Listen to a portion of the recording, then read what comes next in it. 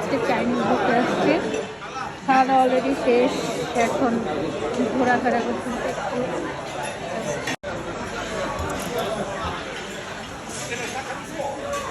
খাবারের প্লেসে যাচ্ছে, খাবারগুলো দেখাবো।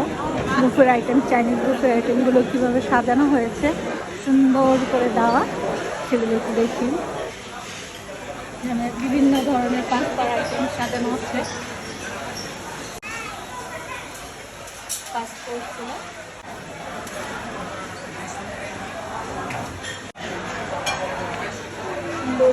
সাজানো আছে।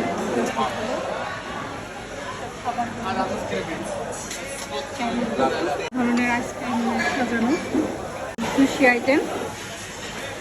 আইটেমগুলো সাজানো আছে এখানে।